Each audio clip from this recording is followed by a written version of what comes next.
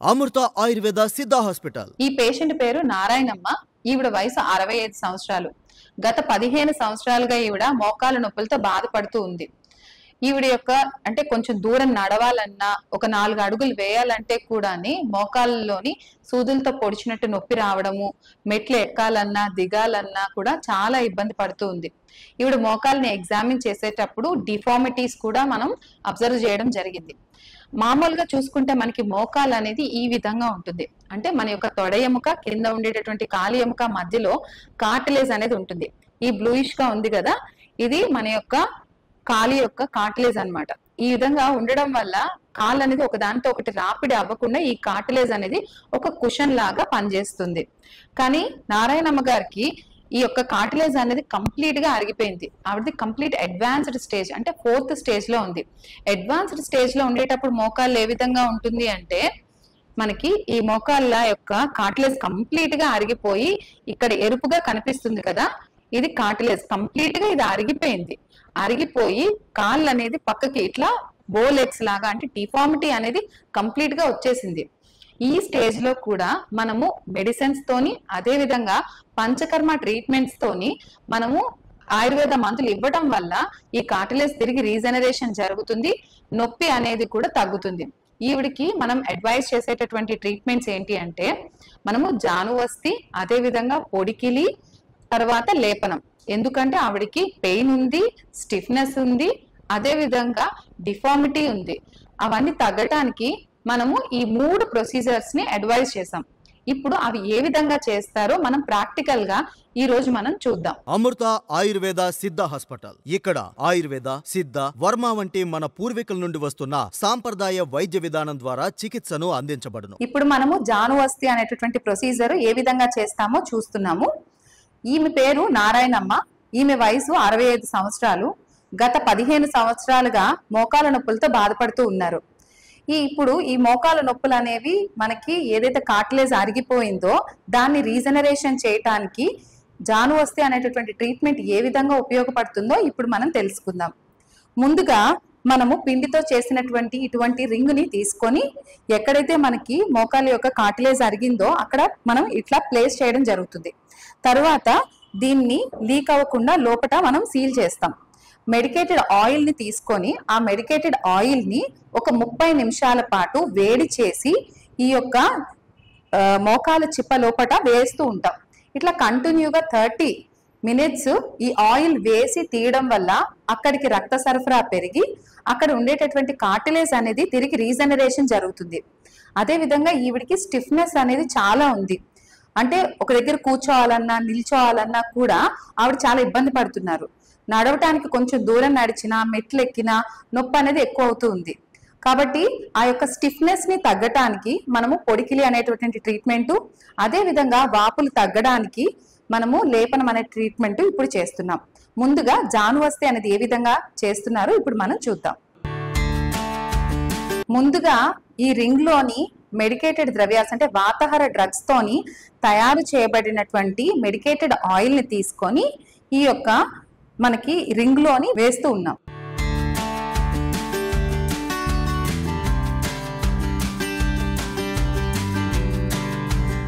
ఈ విధంగా చేయడం వల్ల రక్త సరఫరా పెరుగుతుంది. మన రక్తంలోని ప్లేట్లెట్స్ అనేవి గ్రోత్ హార్మోన్ ని రిలీజ్ చేయడం వల్ల అక్కడ ఉండేటటువంటి కార్టిలేజ్ అనేది తిరిగి రీజనరేషన్ అనేది జరుగుతుంది.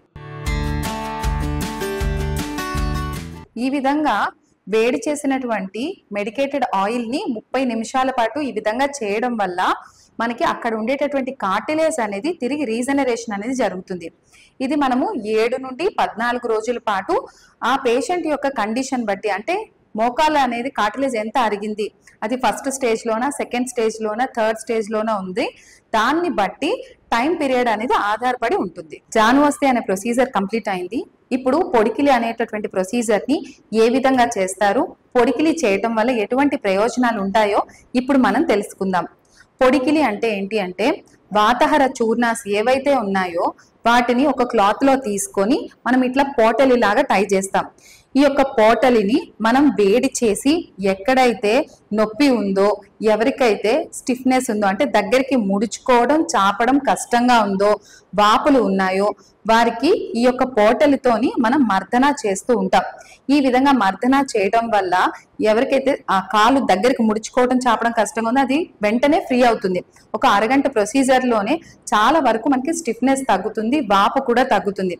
ఈ ప్రొసీజర్ ని ఏ వయసు వారైనా కూడా చేసుకోవచ్చు. ఇప్పుడు ఈ ప్రొసీజర్ ఏ విధంగా చేస్తారో మనం ఒకసారి చూద్దాం.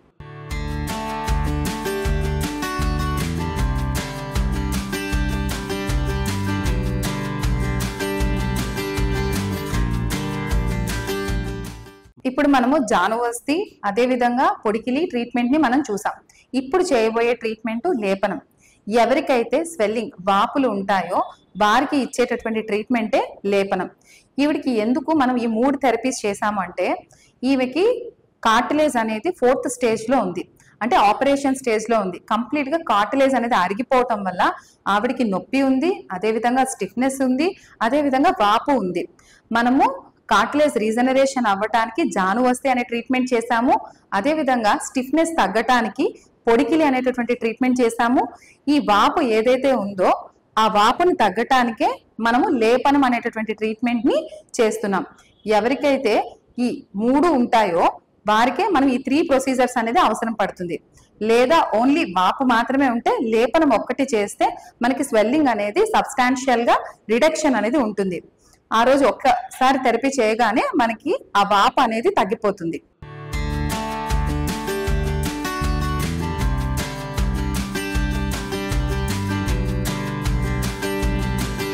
లేపనం అనే ప్రొసీజర్ అనేది కంప్లీట్ అయింది. ఈ పేస్ట్ అనేది డ్రై అయినంత వరకు పేషెంట్ దీన్ని ఉంచుకోవాలి. కాబట్టి ఇంటికి వెళ్ళటానికి వీలుగా ఉండటానికి మనము ఈ ర్యాపింగ్ కవర్ ఏదైతే ఉందో ఈ ర్యాపింగ్ కవర్ తోని మనం దీన్ని కవర్ చేస్తాం.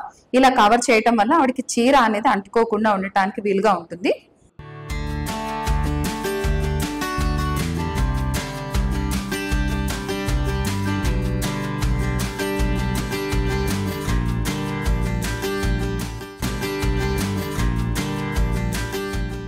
మీరు షుగర్, బీపీ సమస్యలకు రోజు ఇతర మెడిసిన్స్ వాడుతున్నా కూడా 20 నిమిషాల పరిధిలో ఈ మెడిసిన్స్ కూడా వాడవచ్చు. మీకు ఎలాంటి ఇబ్బందులు ఉండవు. ప్రకృతి ద్వారా సేకరించిన మందులు కాబట్టి ఎలాంటి సైడ్ ఎఫెక్ట్స్ కలగవు. రుమటైడ్ ఆర్థరైటిస్ గురించి ఇప్పుడు మనం తెలుసుకుందాం. దీన్నే మనం కీలవాతము అంటూ ఉంటారు. ఆయుర్వేదంలో దీన్ని ఆమవాతంగా చెప్పారు.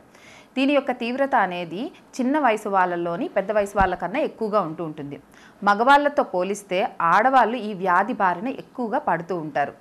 మనం స్టార్టింగ్ స్టేజ్ అంటే అక్యూట్ ఫేజ్లోని మనం చూసుకుంటే దీని యొక్క లక్షణాలు ఏ విధంగా ఉంటాయంటే మన యొక్క చేతి వేళ్ళు అంటే చిన్న జాయింట్స్ నుండి పెయిన్ స్టార్ట్ అయ్యి బిగ్గర్ జాయింట్స్ అంటే మన యొక్క భుజాలు, మోచేతులు, మోకాలు ఇలా ప్రతి ఒక్క జాయింట్ అనేది ఎఫెక్ట్ అవుతూ ఉంటుంది. అదేవిధంగా స్టిఫ్నెస్ అనేది ఎక్కువగా ఉంటుంది. ఏదైనా ఒక వస్తువు పట్టుకోవాలన్నా కూడా ఇబ్బంది పడుతూ ఉంటారు. అదేవిధంగా ఆకలి అనేది తగ్గిపోతూ ఉంటుంది. ఆకలి తక్కువ అవ్వడం, మలబద్ధకం వంటి సమస్యలు రావటము మనము అక్యూట్ ఫేజ్లో ఉండేటప్పుడు మనము చూస్తూ ఉంటాం. ఇదే విధంగా కొన్ని సంవత్సరాలుగా ఈ వ్యాధి అనేది ముదిరే కొద్దీ అంటే ఎక్కువ అయ్యే కొద్దీ దీని యొక్క తీవ్రత అనేది పెరిగేటప్పుడు మనము డిఫార్మిటీస్ చూస్తాం. అంటే చేతులు, కాళ్ళు, వేళ్ళు అనేవి వంకర్లు పోవటము అంటే swan neck deformities, bottle neck deformity అంటే వంకర్లు పోతూ ఉంటాయి. రుమటాయిడ్ నాడ్యూల్స్ అనేవి కనిపిస్తూ ఉంటాయి. ఇమ్యూనిటీ అనేది పూర్తిగా తగ్గిపోతూ ఉంటుంది. దాని యొక్క హెచ్బి పర్సంటేజ్ అంటే మన యొక్క శరీరంలోని రక్త శాతం అనేది తగ్గిపోవటము, లివర్ ఎఫెక్ట్ అవ్వటము, ఈ విధంగా మనకి క్రానిసిటీ పెరిగే కొద్దీ సమస్యలు అనేవి ఎక్కువ అవుతూ ఉంటాయి. ఇలా ఉండేటప్పుడు మనకి అమృత ఆయుర్వేద సిద్ధ హాస్పిటల్లోని ఇటువంటి పేషెంట్స్ అనేవాళ్ళు వచ్చేటప్పుడు మనం ప్రారంభ దశలోనే ఉండేటప్పుడు మనము ట్రీట్మెంట్ అనేది ఏ విధంగా ఇస్తాము అంటే ఫస్ట్ ఈ వ్యాధి రావటానికి గల మూల కారణాన్ని ముందు మనం తెలుసుకుంటాం. మనం చెప్పుకున్నాం ఆయుర్వేదంలో దీనిని ఆమవాతం అంటారు. ఆమము అంటే ఏంటంటే ఇండైజెషన్, లోపల మనకి టాక్సిక్ మెటీరియల్ అంటే ఇండైజెషన్ అనేది ఏర్పడి ఆ ఆహారం అనేది సరిగ్గా జీర్ణం అవ్వకుండా ప్రతి ఒక్క జాయింట్స్ దగ్గర మనకి స్టిఫ్నెస్ అనేది ఏర్పడుతూ ఉంటుంది.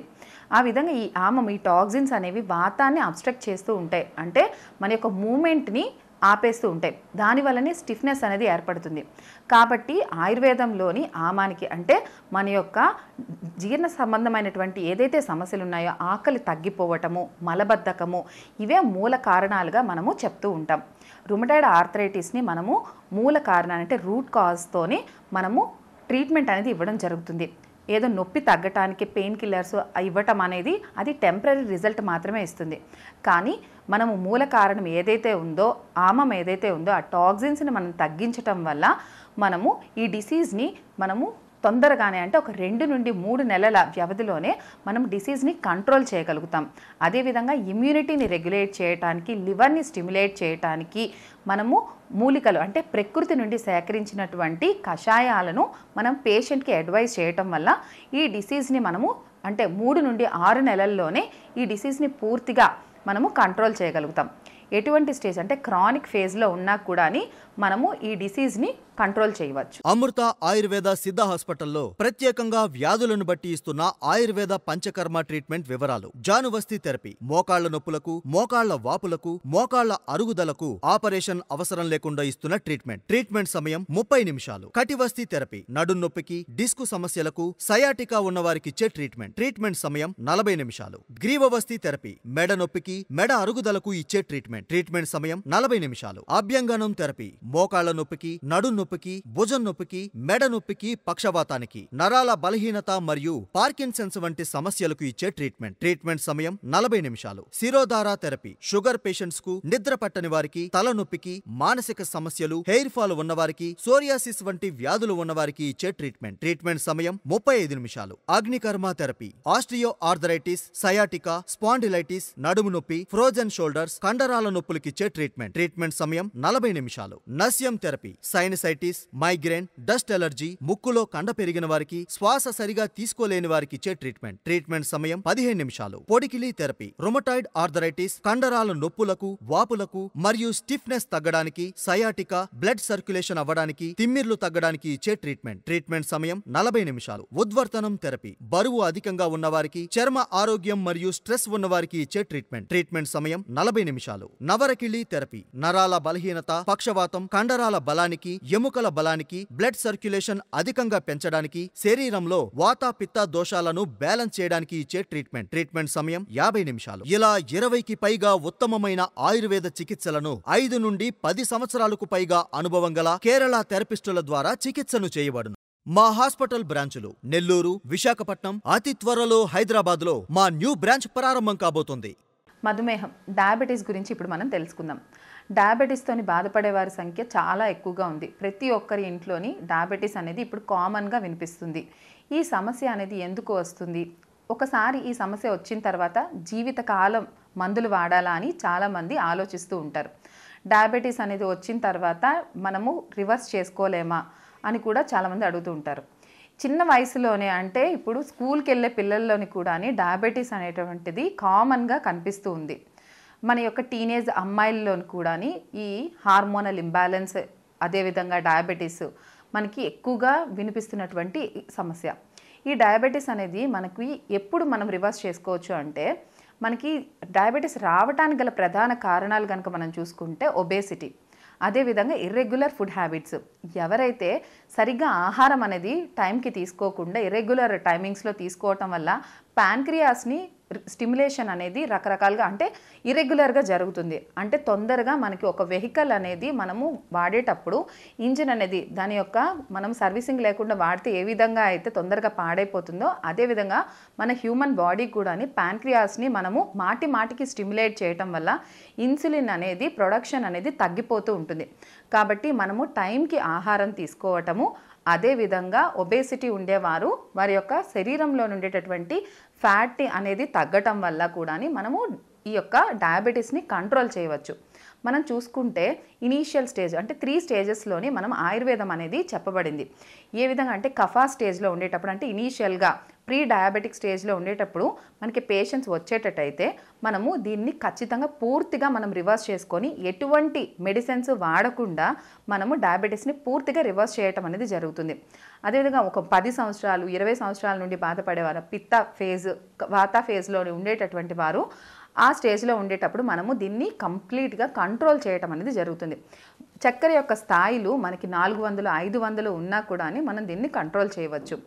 ఏ విధంగా అంటే మనం సాధారణంగా చూసుకుంటే ఫాస్టింగ్లోని మన బ్లడ్ షుగర్స్ అనేవి మనకి 100 నుండి 120 వరకు ఉండవచ్చు.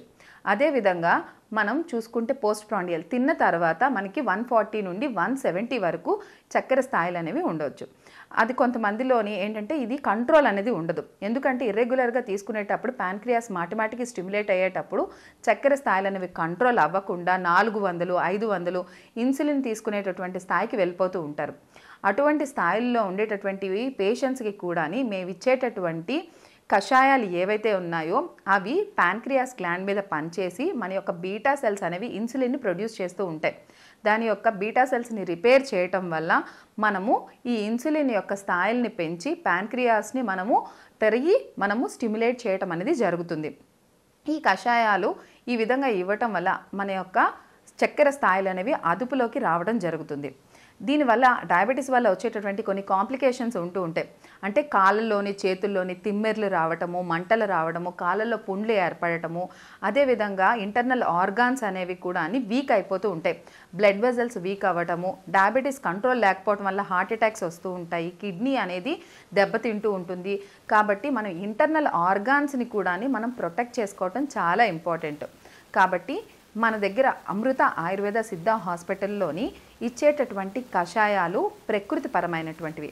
అంటే అవి మనము యొక్క చెట్ల నుండి సేకరించినటువంటి ఈ మూలికా కషాయాలు అనేవి మనకి న్యాచురల్గానే లోపల ఉండేటటువంటి బ్లడ్ వెజల్స్ని మనకి వాటిని రిపేర్ చేయడంతో పాటు చక్కెర యొక్క స్థాయిల్ని కూడా కంట్రోల్ చేస్తూ ప్యాంక్రియాస్ని కూడా లోపల మనకి రిపేర్ చేయటం అనేది జరుగుతుంది. ఈ విధంగా చేయటం వల్ల మనం డయాబెటీస్ని కంట్రోల్ చేయగలుగుతాం. మా ప్రత్యేకతలు: మోకాళ్ల నొప్పులు, సయాటికా, కీళ్లవాతం, పక్షవాతం, spondylitis, asthma, sinusitis, BP, sugar, thyroid, psoriasis, బొల్లి మచ్చలు, వెరికోజ్ వెన్స్, గ్యాస్ ట్రబుల్, కడుపు నొప్పి, ఆకలి లేకపోవడం, మూల వ్యాధులు, మలబద్ధకం, మైగ్రేన్, సెక్స్ సమస్యలు, కిడ్నీ సమస్యలు, పీసీఓడి, హార్మోన్ సమస్యలు, సంతానం లేకపోవడం, అన్ని రకాల స్త్రీల సమస్యలు, నరాల బలహీనత, ఇలా 50కి పైగా ఎన్నో దీర్ఘకాలిక వ్యాధులకు చికిత్సను అందించబడును. ముఖ్యంగా ఈ తరం యువకుల్లో ఉన్న హెయిర్ ఫాల్ సమస్యలకు, ముఖంపై ఉన్న పిగ్మెంటేషన్ మరియు మొటిమలు ఉన్నవారికి ఆయుర్వేద కాస్మెటిక్ ట్రీట్మెంట్ ఇవ్వబడును.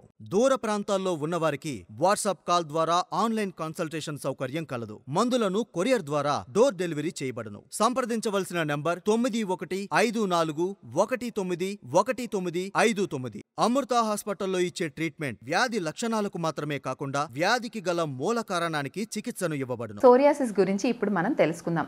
సోరియాసిస్ అనేది ఒక దీర్ఘకాలికమైనటువంటి చర్మ వ్యాధి.